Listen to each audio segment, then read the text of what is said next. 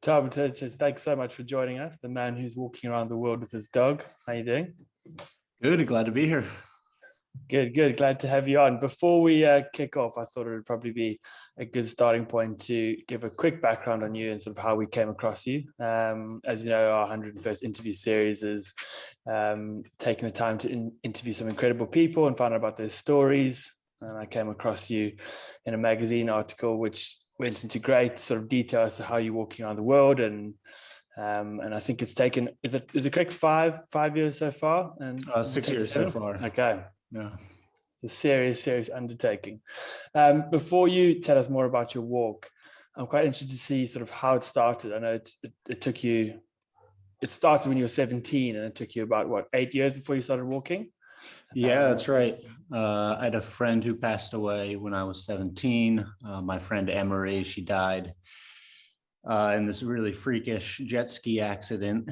And she really impacted me because not only was she a close friend, but kind of by like any objective measure, she was a better person than I was.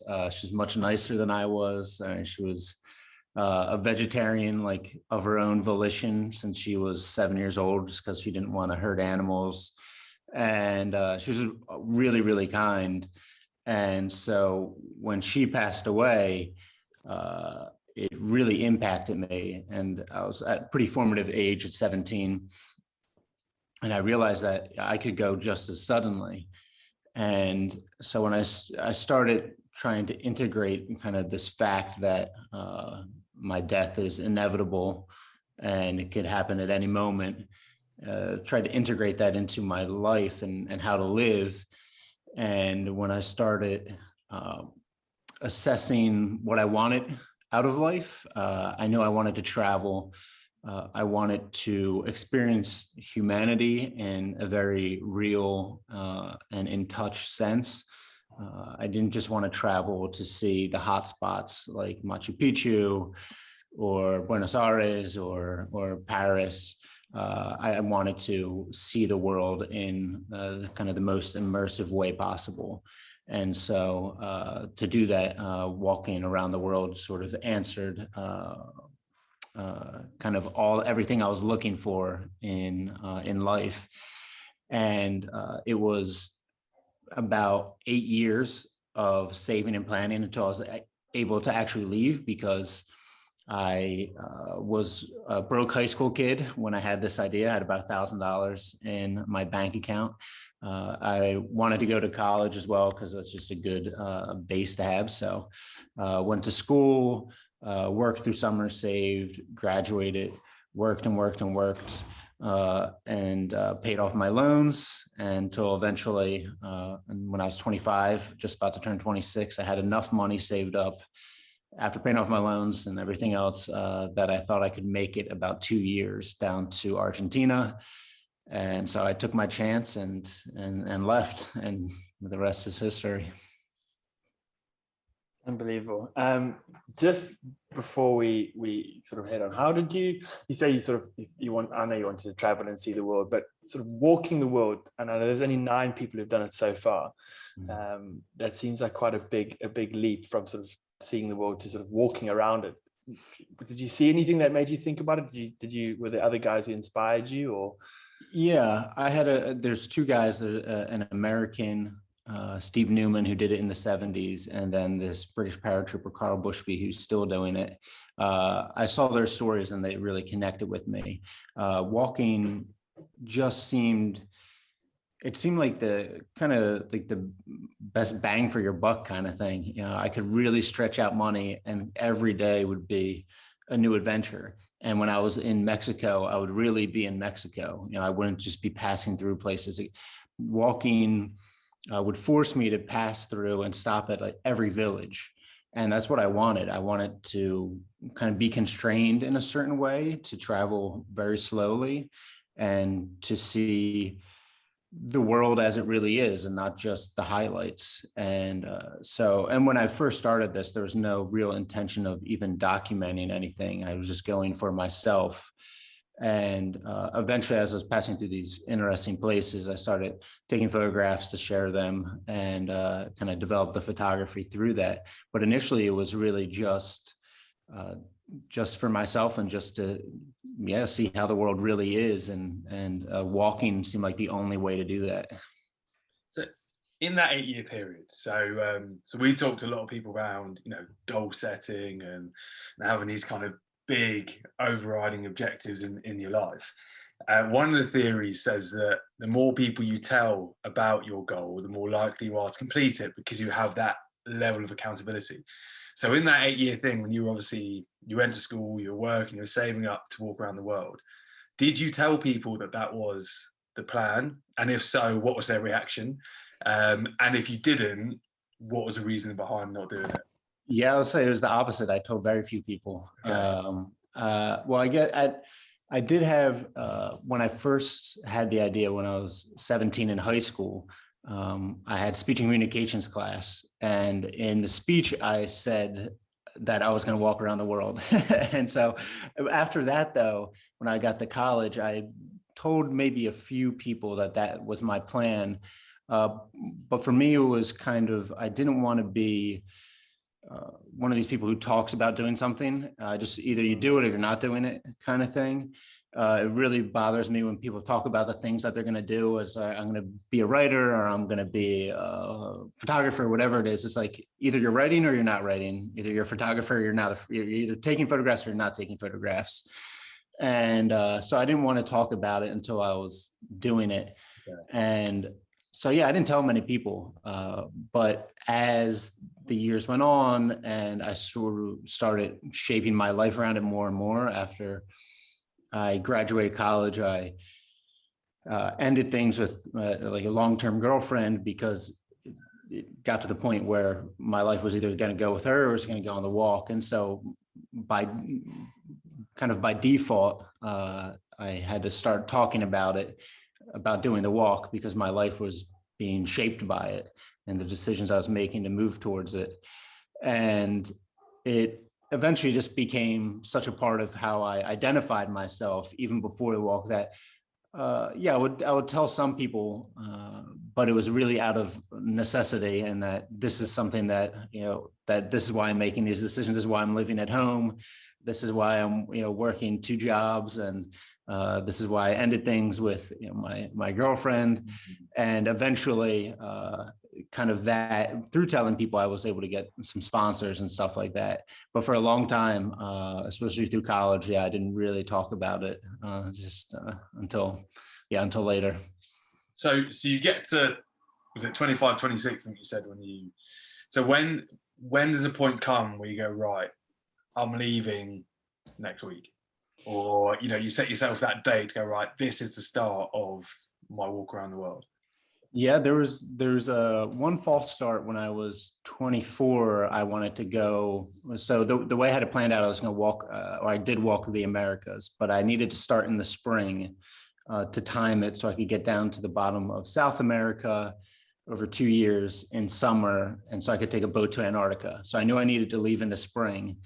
And so when I was 24, I thought, okay, now I'm going to, like, this next year, I'll really plan and I'll leave right before I turn 25. But then the financial crisis happened and my parents were losing their house. And so I actually ended up giving them a lot of money, and that slowed me down for about a year. So I spent another year working. And then by the time my 26th birthday was rolling around, I figured that it's either now or never, because I can't live at home with my parents forever. I was doing it out of necessity, but eventually I needed to move out. And I knew as soon as I moved out and got an apartment and then got a steadier job, I'd have all these extra expenses. I would probably get a girlfriend, and I'd have all this extra weight keeping me in that place. So I got to the point where it was kind of now or never. And so for a couple months, maybe even a year, I knew, okay, before I turn 26, I'm going to leave. And a couple months before leaving, I met this guy, Tom Marchetti, who I was asking. He runs a maker space in my town. And I was asking if he could modify this cart for me that I could push, actually that I could pull at the time, I thought. And he's a really gregarious guy and very outgoing in a lot of ways that I'm not, in the way, like I would not talk about the walk unless it was totally necessary. He's a really good promoter of everyone else and of himself.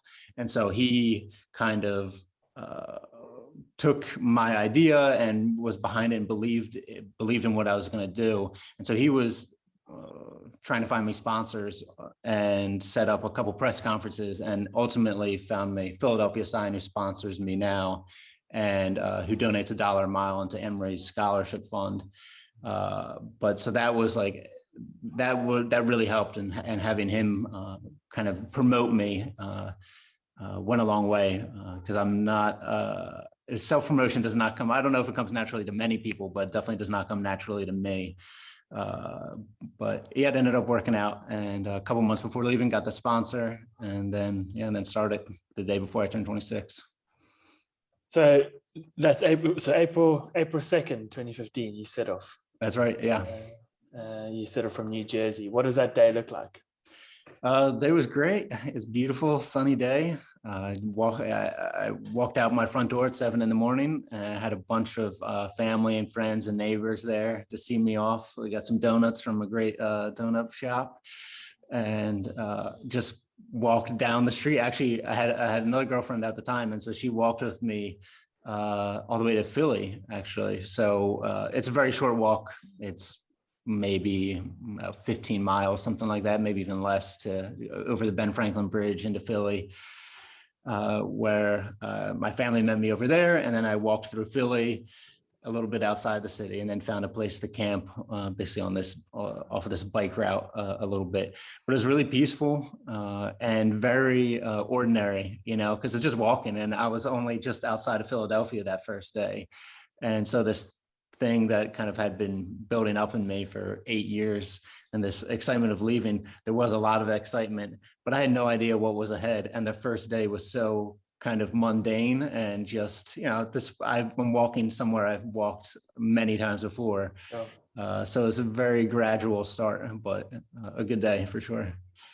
So on that first stretch, then, you said you went from New Jersey, and the plan was in 2 years to get down to the bottom of South America. That's obviously a huge stretch of land, and to ask you to talk through every single day on those 2 years, we do for probably 2 years.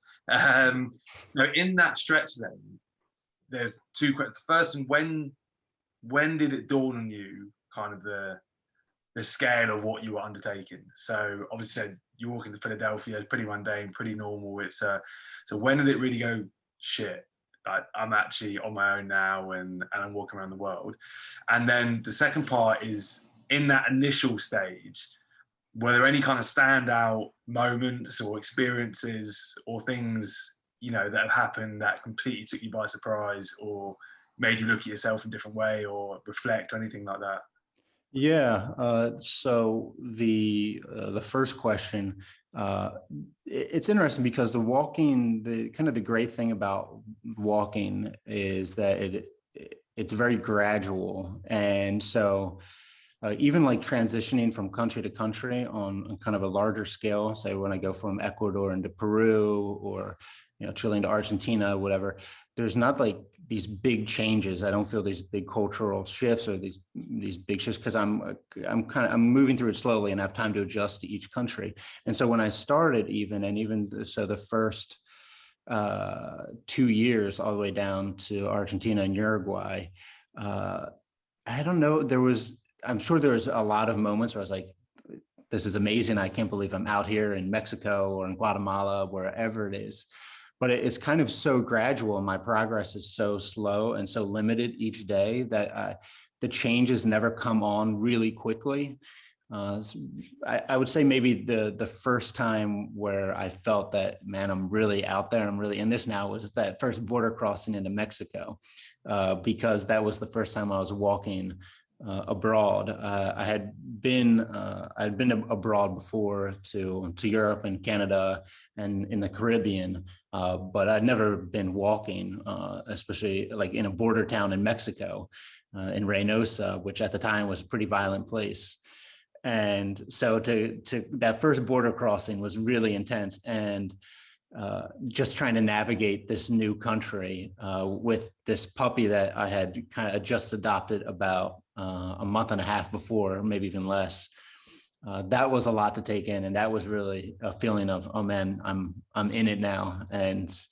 But it's very invigorating as well, because the U.S. was very familiar, and I walked through the U.S. for about 4 months, kind of to give myself time to learn the ropes of how to walk and how to find a place to sleep each night, and what food I needed to bring, how much food I needed to bring, and kind of get all the kinks out. And so by the time I got to Mexico, I had the bases of things covered. So I was ready to kind of take in the culture and trying to learn a new language, a new place. So that was probably when it kind of really hit home that, oh man, I got a lot more of this. And so I got to adjust, but it was very exciting and really invigorating. Yeah. And what was the second part of that question? Was there anything in that first stretch, any moments that really stood out? Yeah. So you say you adopted Savannah. Yeah. I mean, there's a ton of moments that stood out. I mean, yeah, there's so many. It's, yeah, the first like 2 years in particular was just so much constantly. I mean, Central and South America are pretty wild places, and there's a lot going on, and they're very colorful and busy, and there's amazing food, and at the beginning, I didn't really know what the world was like. If I went there now, it would be much calmer and it would be a lot easier to take things in. But now at the beginning, those first 2 years, I mean, there's so many. I mean, yeah, I mean, it's hard to pinpoint one incredible moment. I mean, came to Lake Atitlan in Guatemala, one of the most beautiful places I've ever seen, and I didn't know I was coming upon it. Just kind of crest this hill and at this high altitude lake with these volcanoes around it. I saw in El Salvador, I saw a husband and wife who had been executed by a gang. I saw their bodies laying on the ground, and so that was an experience. In Honduras, I was sleeping in this like shelter, and this guy came with a machete, and he thought I was stealing his cows. And we were able to talk it out, and I was explaining that I'm just a foreigner passing through and didn't want his cows. In Nicaragua, how do you explain that? Sorry to interrupt. Like, it becomes pretty obvious when I'm saying they're like an idiot, and I'm so. And I have Savannah and like a sleeping bag and stuff, and yeah, it became pretty obvious that I wasn't there to like signal some car to come and get his cattle. And then in Nicaragua, I tried to defend this guy let me sleep at his brick factory, so I was sleeping there, and I woke up in the middle of the night thinking these guys are trying to rob it. I hear someone breaking in to these locks, and so I'm like, all right, I got to defend this place. I don't know why I felt like this obligation to this guy, but they were just workers coming at 3 a.m. to like change over some bricks, but it still felt like I did the right thing. Costa Rica was came to a treehouse community. I was invited into this treehouse community and stayed in a treehouse, and it was incredible and beautiful. In Panama, I was held up at knife point in Panama City. So yeah, there's a lot. And that's just that's the top of the surface. So yeah, there's a lot. And how do you? I guess one of the things I was thinking about, I know we caught up a couple of weeks ago, is just sort of how do you manage the interactions? I mean, you're moving. I know you move gradually through countries, and you've got Savannah and you've got your cart and stuff, and so the obvious sign is that you're traveling. But how do you manage the cultures? Like, how do you manage conversations and interactions from sleeping in a treehouse to being held at knife point? It's I'm kind of always on, in a weird way, even though I do see the country is deeper than, say, if you're flying into a place, maybe I still feel like I'm at the surface a lot of the times. In Central and South America is a little different because my Spanish got really good, and especially by the time I got to Chile and Argentina, my Spanish was great. And so then I was having different conversations with people. We could really talk about politics and philosophy and everything. But when I don't speak the language, it's really just kind of like skimming the surface, I feel like, in a lot of ways, unless I encounter someone who has some time and we kind of Google Translate and back and forth in between the language, or maybe they speak a little English.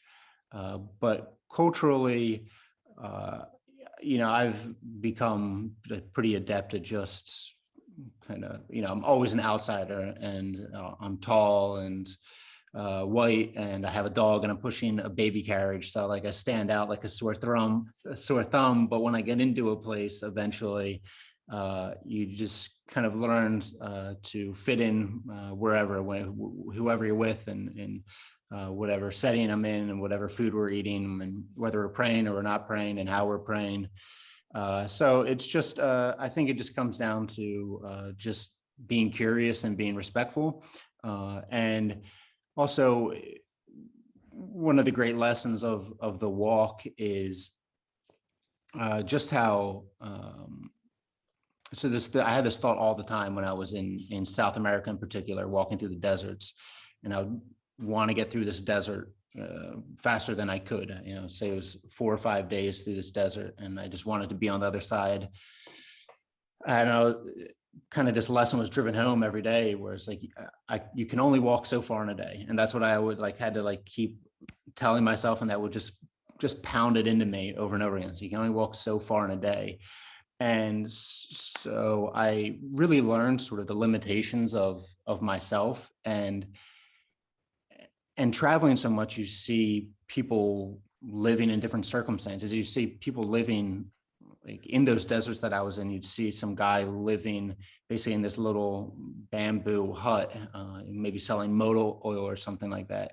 And, so much of this guy's life is just circumstance. This is where he was. This is, and so you see that over and over again.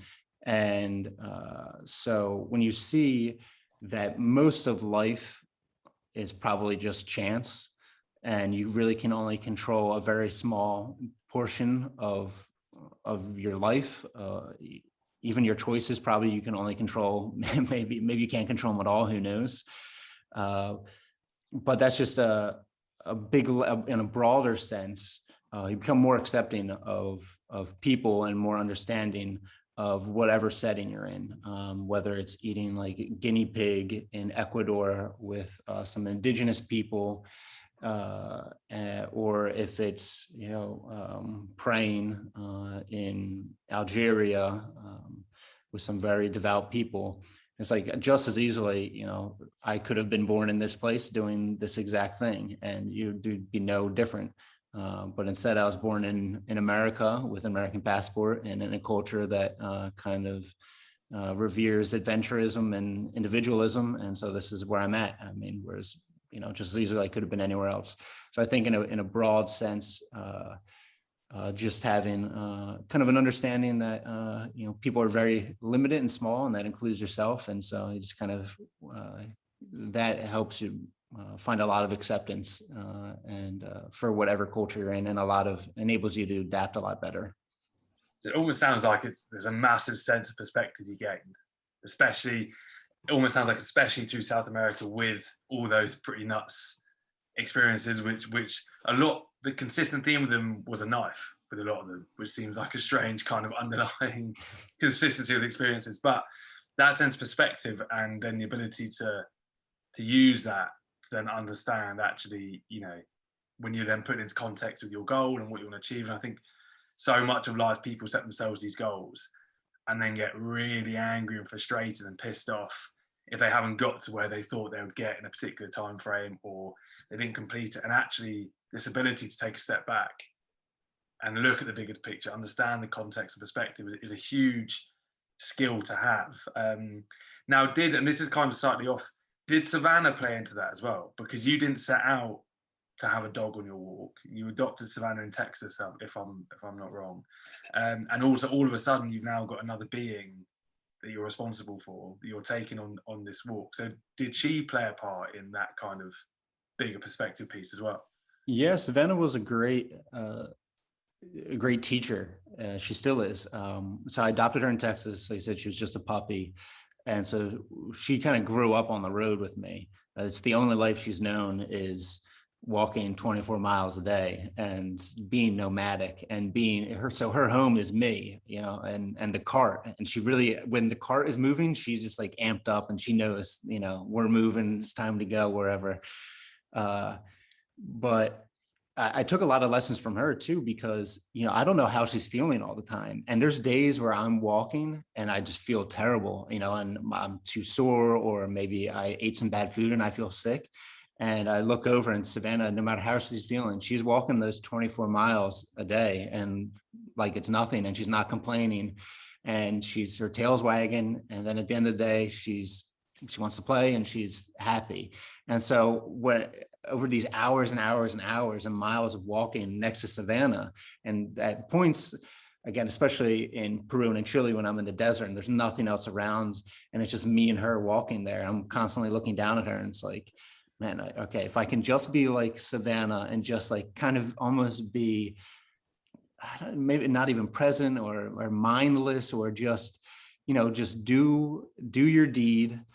And what just, and let that be enough kind of thing. Like even when I was walking. So I think this comes into play in a lot of different things. And I'm sure you had the same days in rugby or in business, whatever you're doing. You want to have that feeling of that today is a great day and you're really making progress, but you're not going to have that feeling every day. Sometimes you're going to feel terrible and you're just not going to feel productive. But if you can just do the thing that you set out to do, regardless of how you're feeling, then you're going to make the progress. And so I try to instill that in myself. It's like, even if I'm not feeling good, I'm going to walk this day, get to the 24 miles and be done with it. And I did the task. And even if it didn't feel great that day, I did the task. And so in that sense, Savannah's been a great teacher, where, especially when I was writing a lot, I was like, oh man, I really don't want to write today. It's like, but you're going to write the words and then it's behind you and you did it. And that's it. Even if you're not enjoying it, you're going to do it and move on. And so in that sense, Savannah's been a great teacher. What would Savannah do? That's it, isn't it? What's that? What would Savannah do? That's what we'll come back to. You get stuck in life. What would Savannah do? Yeah, what would Savannah do? Exactly. Keep the tail held high. It's quite literally like one step in front of the other. And we hear this thing a lot. Like, I actually read something the other day about an ultra endurance athlete who ran like a 24-hour race. He ran all night. At the end of it, he felt really sort of unfulfilled and pretty disappointed. And he realized that for him, it had been so much about finishing things and like getting things done, where actually on reflection, it was about being out there. And that principle of being out there, you know, you sort of embody that more than anything. And it is a hard thing to keep in mind. But I think that the concept of like just literally one foot in front of the other and find things, even in like a day that's not necessarily the best one, like just find something to do. Yeah, I think there's this other, a lot of lessons from the walk, but another thing that was really driven home to me is that you kind of just have to be out there if you want to experience life. And a lot of life is serendipity. And so it's very easy to kind of put yourself in the shelter and where it's really comfortable and going to the same cafe every day and go and just basically boxing yourself into maximum efficiency or whatever it may be, especially in the Western world, and just maximizing yourself in the most efficient little schedule possible. But with the walk, there'd be stretches where I would go maybe a week at a time and it would be really boring and kind of nothing would happen. But then there'd be other weeks where it's like every day I'm meeting something else, someone interesting. And I just never knew. It was just, I was out in the world and you just happen to sort of crash into people, you bump into people serendipitously just by existing out in the world. And yeah, I think that's it's a balance, because you want comfort, and if you're out for too long, like I've been out for 6 years now, I'm kind of getting tired of it and I want a little more schedule. But I know I always want to keep myself open and mix things up a little bit because it's a lot of life is just serendipity. So in terms of going back to the walk then, so you've done that 2 years, you got to the bottom of South America, and so you then get in a boat across to Antarctica. So talk us through that next leg of the journey. Yeah, well, that wasn't much. So that was just a boat, from Ushuaia across Drake's Passage, which is like the roughest seas in the world. It's just very rough seas. And so that's 2 days to Antarctica. And I'm on basically not a cruise ship. It's like a Russian sonar vessel that turned into a sort of expedition boat. And I would love to, maybe I will do the South Pole one day and walk to the South Pole, but this was just to plant my feet on Antarctica and say I've done all 7 continents. A South Pole expedition would take years alone in preparation that I maybe will do another date. So on this boat with a lot of interesting people. The cool thing about going to Antarctica is that it's very expensive. So that's like a high bar to clear for people. And it's also the last place people are going. And so everyone had already been pretty much everywhere in the world already. And Antarctica is like the last, check on their box kind of thing. And so it's filled with really interesting people, scientists, neurosurgeons, photographers, writers. So everyone on the boat was doing something really interesting, which was amazing and really cool. So it was a 12-day journey and saw some Gentoo penguin colonies, some seals, kayaked with whales and icebergs and everything else. And basically just planted my feet on the 7th continent and then made my way back and then picked up Savannah back in Uruguay where she was with my cousins and flew up to ultimately to Iceland and then Ireland and to start making my way from west to east to what I thought I would make it to Mongolia over about 2-3 years. And and then I got very, very sick from some bacteria infection from South America, and that knocked me out for about 7 months. Recovered and then walked Western Europe, North Africa, and made my way over to Central Asia. And so now Central Asia, I'm conscious you're actually in Germany at the moment. We sort of didn't do this in the intro. And I know because we spoke before, you're going from here to the States. Do you want to talk us through a little bit more why you're doing that? Obviously, bearing in mind Mongolia, the winter, and then the obvious pandemic, which I'm also quite interested to see sort of how you've coped in a pandemic where you've been nomadic for such a long time. It's been a very different year. So initially the plan was where I got held up by the pandemic was in Azerbaijan, which is in the Caucasus, kind of above Iran and Turkey and Armenia. And the plan initially was to walk Azerbaijan, Kazakhstan, Uzbekistan, Kyrgyzstan, Kazakhstan, Mongolia. And so I'm kind of going northeast ultimately. But that part of the world, I can only walk it for maybe 8 months out of the year. And I have to start because it's so far north and the weather turns very quickly, especially in northern Kazakhstan and in Mongolia. So I had to time it. And so I end up, I walk into Azerbaijan last March. And I'm thinking, all right, this is perfect. This is the start of an amazing year. I'm walking through Central Asia, gonna end, my Asia walk up in Ulaanbaatar, the capital of Mongolia. Got my visas lined up and everything. And then the pandemic hit, and every country immediately just closed around Azerbaijan, and I got stuck there for 7 months, just all summer. There's no flights in or out or anything. It's a small little country, so it's not a hub, and everywhere else is closed. And so eventually, I was able to get out and I got to Turkey, and I just kind of walked around Turkey for a while just so I could walk. It was the only big country that was open that I could go and walk. And then when Uzbekistan opened this spring and I saw Kyrgyzstan was open, it's like, I can't wait a whole another year of not walking. So I'll walk the 2 countries in Central Asia that are open. Kazakhstan still closed, Mongolia is closed. So I walked a stretch of Uzbekistan as long as my visa lasted. And then I walked Kyrgyzstan as long as my visa lasted. And normally the plan initially was after Mongolia, walk Australia, at least the East Coast. And Australia is closed until at least next year.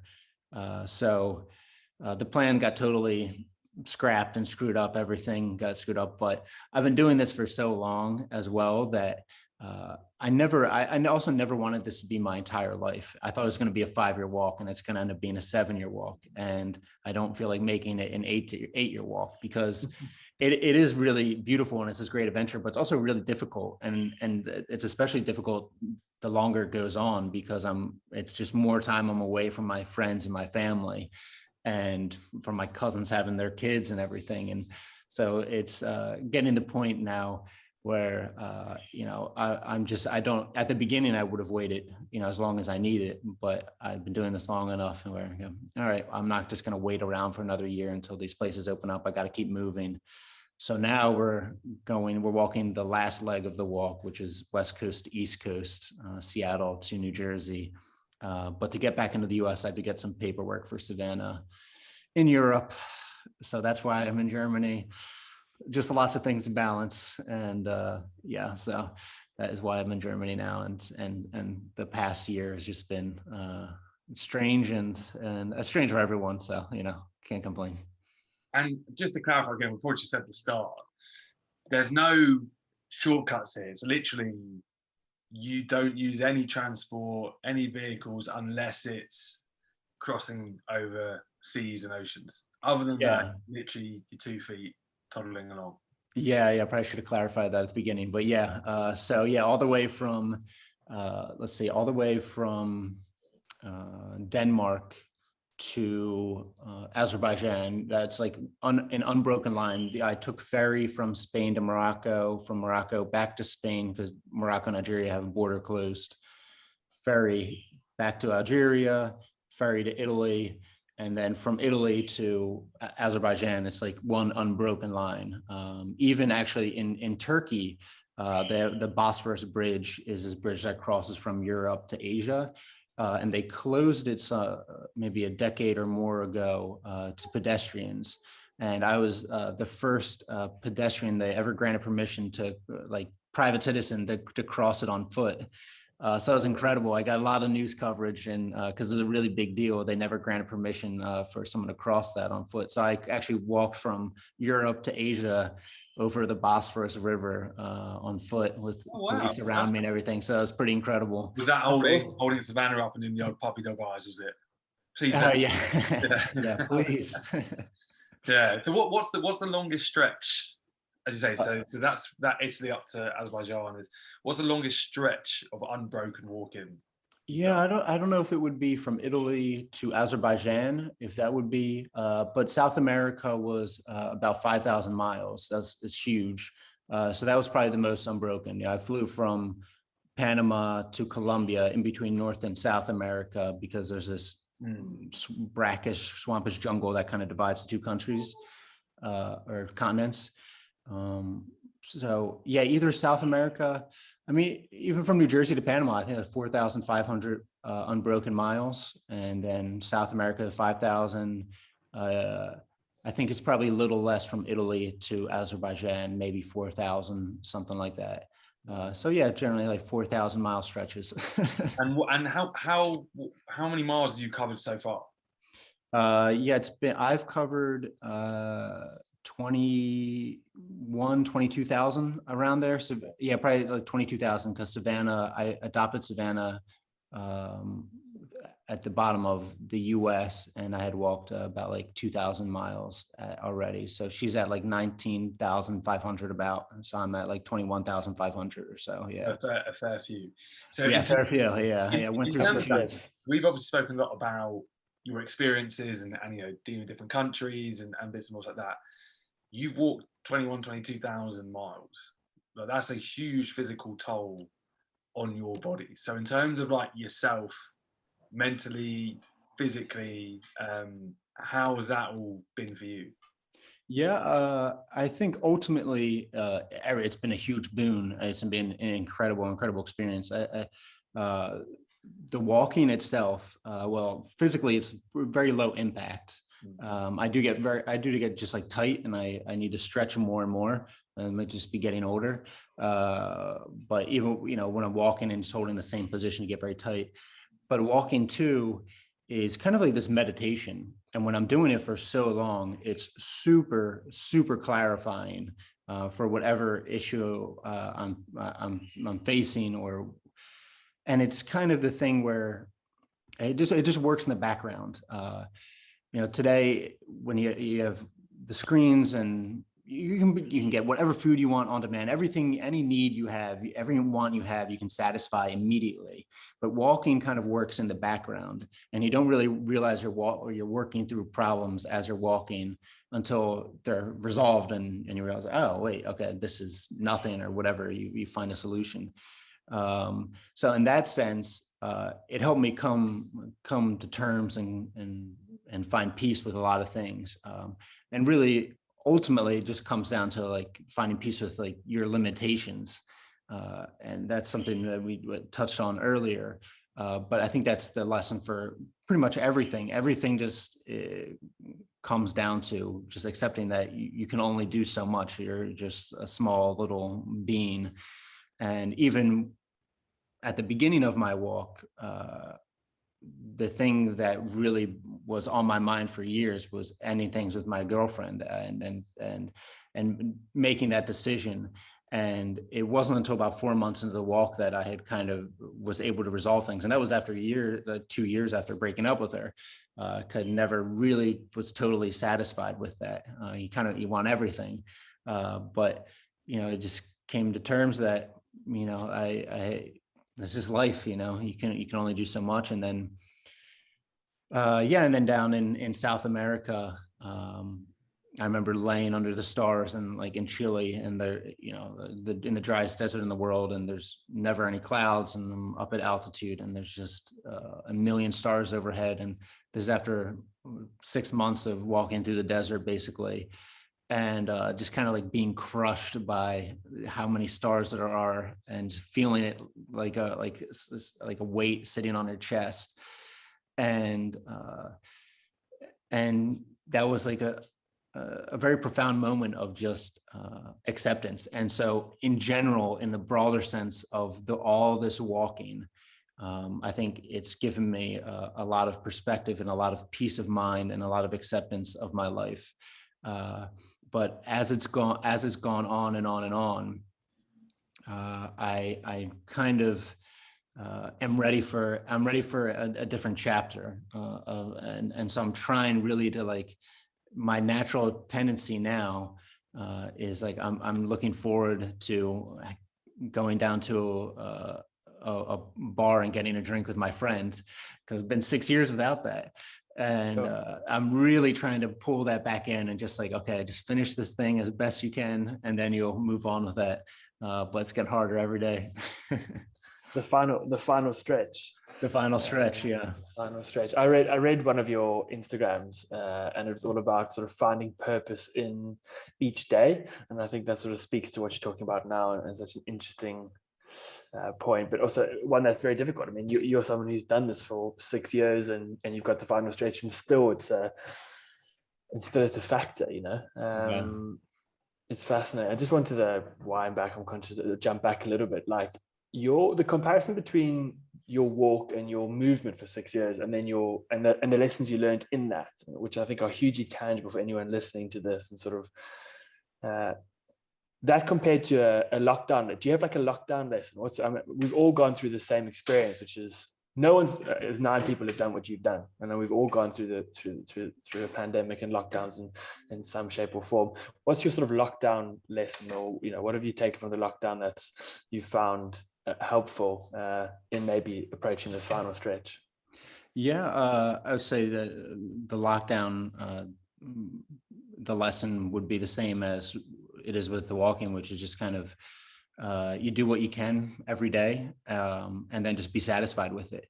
I think a lot of people put so much pressure on themselves to do so much, and to just always be at peak performance and to be working hours endlessly every day. But I think it's a really good thing if you can just work a couple hours a day, even if you have to try, you always have to try. I mean, you can't totally let yourself off the hook and annul yourself. But if you try a little bit, and then just be satisfied. You did your work, you did your diligence, whatever you need to do, but you gotta let yourself off the hook. And also, this is a pandemic. This is like a global thing, and so of course you're probably not going to you're not socializing the same way that you would have been socializing. So you're not getting that same dopamine hit, that same serotonin, and so you just have to sort of give yourself a break a little bit, do a little bit of work, and then just try and enjoy your day, enjoy what's around you. And when you go to bed at night, like, just be satisfied. That's life. Life isn't always this, like, I've walked and stumbled upon amazing places, but most of the places in between are pretty boring and not that astounding. And you spend miles going through places that are just, could be anywhere, any other places, not particularly beautiful. And, so, when it's good, appreciate that it's good, but that's not all that life is. And so just give yourself a break, give life a break, and just take it, try and enjoy yourself. So I say that would be a lesson for the pandemic. In terms of going to in terms of these amazing places you have been to, and again, it's probably one of the questions you can't give just one answer to. Is there anywhere in particular, any country, any place you went to that just stands out as, top of the list? I'd say Kyrgyzstan is up there, and that was the last country I did. Kyrgyzstan, at least like landscape-wise, is just absurdly beautiful. It's ridiculous. It's all mountains and beautiful valleys. The people have a history of being nomads, because the landscape there is just so intense and up at altitude. So in winter, it's all snow, and then they go up into the summers, they go up into the valleys with their sheep or whatever it is and their yurts, and kind of live out there, and then descend back into maybe Uzbekistan or Kazakhstan when it was winter time. So these valleys where it's just, untouched for most of the year, are that way still. They're totally untouched when you go up there and hiking up there, and maybe there's like 10 nomads in this massive valley with their horses or the sheep or whatever it is. And so it's just so untouched, and the landscape is so incredibly dramatic. I would say that was, landscape wise, it's just like every day was just like one after the other, just like, wow, this is incredible, that's incredible, this is incredible. And so very easy to photograph. The other place I would say that really blew me away and remains one of my favorite places is Georgia, which is a small little country next to Azerbaijan in the Caucasus, pretty recent democracy since 2003. And just an amazing culture. They have this really rich culture before they fell under the USSR, and they have this history of winemaking. So they have their own language. So they already have this really beautiful ancient culture there. But today, with like this democracy, and the country doesn't have any natural resources, so they don't have this massive wealth gap from people who work in the oil industry, say like in Azerbaijan or say Saudi Arabia. You get these people with an insane amount of money, and then people not, and it kind of dulls the country as a whole. Because there's not that same diversity. In Georgia, everyone's hustling, and there's free speech is guaranteed and well protected. They fended off this Russian oligarch who was trying to take over, basically, because the media was so strong. And it's just like I really respect the place. And you get these great musicians, you have great ballet, you have great food, you have great wine, because everyone there is trying to make something of themselves. And culturally wise, I'll say Georgia is top of the list. Wow. It's amazing, because you think of all the places you've been, without talking out of turn, Kyrgyzstan and Georgia aren't necessarily the two that spring to mind. Yeah, small countries, yeah. But it almost, I suppose, we go right back to the start in terms of the reason for doing the walk is you want to see the real world, Yeah. what it is. And actually the fact that they're the two that stand out almost proves that you've done that, because they're not the places you'd expect to have. No, totally hidden gems. And that's kind of almost, that's what makes them too, is because they feel untapped. And again, like you said, that's why I did this in the first place, was to see the things that and see the places that aren't showing up on Instagram or, on just the typical photographs of places that you see, to see the uncut stuff. The only thing I know, Georgia, is Georgian rugby players, and they're all monstrous. I could see that. I could definitely see that. Yeah. Big race of people, and they're tough people. Yeah, for sure. Yeah. So in terms of people, another one for me. Sorry, Tommy, I'm hijacking. No, you go. So we spoke about places. What about people? Is there anyone that you've met along the way that again stands out as just a crazy story or an amazing person or anything like that? Yeah, I mean, there's been a lot of incredible people. I mean, a lot of people have helped me along the way as well. I mean, I've had a couple bad encounters, but that they're so far outweighed by, 99.9% of people are good people. And I've been given shelter and given food and water so many times, more than I can possibly count, versus like 3 or 4 like sketchy encounters in the whole world, which is just crazy. But I say on a large scale, I'm trying to think of just like, a good particular example, but on a large scale, I say Colombia is probably some of my favorite people in general. So they're very vibrant, and they love dancing. It's very happy, and there's a lot of fun. Really seem to enjoy life. So like on a large sense, I love the Colombian people. They're a lot of fun. But yeah, I mean, I've met a lot of really interesting people. And even in Georgia, I ended up staying with this guy who was the economic advisor of the president, the ex-economic advisor of the president. And all his friends were the MPs. And so they had I was there in December, and I went home to get this Kazakh visa, and then I came back. And so when I was there in December, they're having these protests in the capital, essentially protest to make the country more democratic, to make it more representative, this 33% of the parliament, to make it more representative. And then when I came back, the protest had won, and the law had changed. And so I was at this dinner party with, he was the ex-economic advisor, and then all these MPs of people who had like made, like the heart of democracy. So that was pretty incredible. And to see like the transition, and then them talking about, why the democracy is holding, and how they're trying to improve it, and the state of the country, everything that was pretty incredible. But there's been a lot. I mean, I've met a lot of great people in Costa Rica, stumbling upon this treehouse community. This is kind of like a good example of serendipity. I'm camped out in the middle of the jungle, basically. So I met this Harlem Globetrotter in this cafe the day before. That night I end up in the jungle, just camped out, and I get this email before I'm falling asleep, and it says, "Hey, one of our clients who owns a house at our treehouse community says he met you, and you may be passing in this direction. If you want, we have a treehouse you can stay in, and we'll come pick you up on the side of the road, and you can come stay here for a little bit." And so like, this is another example of like serendipity. And Costa Rica was some of the most torturous walking I had done. It was just oppressively hot, 100% humidity, 100 degrees, 40 degrees in Celsius, just dying. The soles of my shoes melted off at one point. And then like out of nowhere, I get plucked by this email and these people to come stay in this like incredible treehouse community.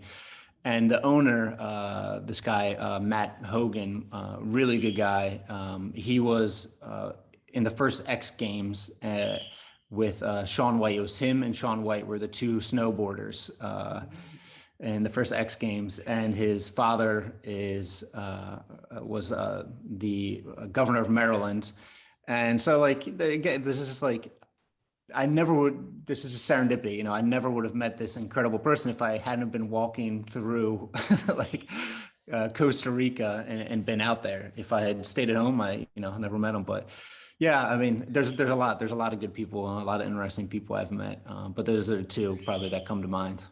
It's very heartwarming to hear that you walk the whole world. And you say 99% of people are inherently good. So in the whole world, and that's quite a nice kind of reassurance for the rest of us. Yeah, I would say, most people, I mean, people have trouble at times and people get frustrated and they're having bad days, but most people just want to make a little money and hang out with their family. And like, that's across the board. It doesn't matter what culture you're in, where you're in, but people just kind of just want to hang out with their family, and that's it. Sure. Yeah. I think that probably now more than ever, that's I think a lesson loads of people have taken from the pandemic. You know, if one thing, it's been a period of, for those who are lucky enough to be with their families or near their families, or then want to be with their families after the pandemic, you know, and just do exactly that. You really take it for granted.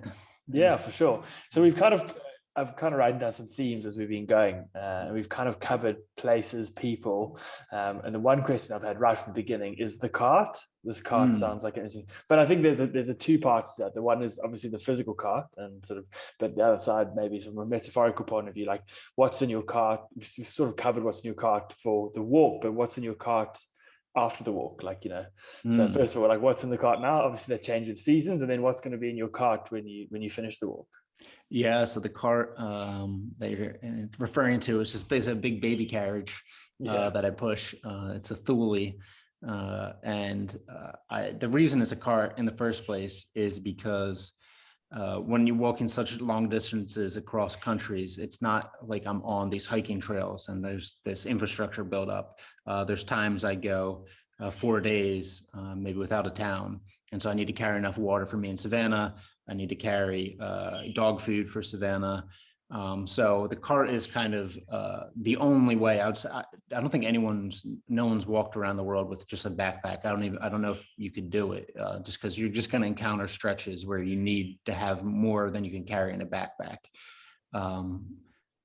I'm trying to think if maybe you could like, anyway, sure you could figure it out, but and what's in the cart, all the essential camping gear, tent, sleeping bag, sleeping pad, water filter.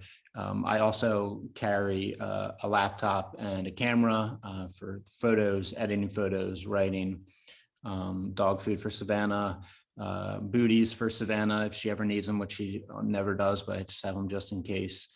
And then a little food crate where I keep all the dry goods, everything like that. And it's also my desk. And and then I got 3 shirts: short sleeve shirt, long sleeve shirt, and a wool shirt. I got a pair of shorts, a pair of pants, rain jacket, down jacket, 6 pairs of socks, wool socks, and 3 pairs of antimicrobial underwear. And so that's my whole wardrobe, and pretty simple, and a hat, obviously. And then, so it's pretty much just like a souped up hiking backpack, basically. I can just bring a little more luxury with me. And as far as what's in the cart after, I don't know. I mean, just hopefully a roof over my head, and then I can pack that with all the accoutrements. But yeah, I'm not sure. Just looking forward to staying somewhere in the Philadelphia region for a little bit, and like I said, just being able to see some friends and family. Everything else is, I obviously can live on a sleeping pad and in a tent every night. So everything else is bonus. No, for sure. Home really is where the heart is. And I know you mentioned, I know you still got a bit of a stretch to go, and you got to keep sort of stay in it, so to speak. But what does life look like after the walk? Do you have some ideas, some plans? So I have a literary agent, and so probably do a book. I am just finishing a children's book with my mother, who's an illustrator. She's been an illustrator her whole life, so that's coming to an end. We'll try and sell that to a publisher pretty soon. And then probably for a year to work on a book about the walk, which would be great because I won't need to travel or go anywhere. And yeah, that'll probably be it for now, and do some talks otherwise. And working with 101st. Working with 101st, which I'm very much looking forward to. There you go. Yeah. Verbal contract is binding. Everyone's heard that now. 100%. Yeah. Locked in. That's it. Cool. Mate, it's an amazing story. Like, it's the whole thing is, and what's crazy about it, you know, we've been on now for just over an hour, and in reality we probably only scratched the surface, you know, if that. There's so much more to it. But I suppose one of the things we always like to do with these interviews is, you know, the whole premise of what we do is, as you know, using the power of incredible real life experiences to drive change. So this belief in storytelling, and how actually, and you said it numerous times over the course of this conversation, that actually, you know, things don't change, it's just the context that changes. So, you know, you said about what you learned in your lockdown lesson actually is no different to one of your main lessons from the whole war. It's just the context changes and you apply it to. So in terms of people watching, obviously you spoke about, you know, that kind of understanding yourself, your limitations, being satisfied with what you've done. Are there any other lessons, anything else that's kind of really hit home for you from your last 6-7 years of the war that actually is something you're going to take into life back home, New Jersey, Philadelphia, and with your writing? Yeah, I mean, there's a few things. I would say something that I always knew, but kind of didn't understand, is just like the world for humans is a human world. I mean, if you want to get anything done, you need other people with you, and whatever that is. I mean, for myself, I have to be kind of willing to ask for help whenever I need it. You can't be like, if I can't find water, I can't be like, well, you know, I'll find it down the road. Just go ask someone and they'll find you water.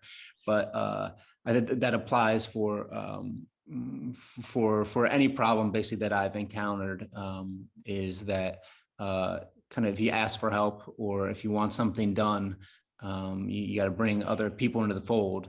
And so I think this walk would be a million times harder. I think I'm a pretty personable person. My dad is very personable, so I probably get that from him.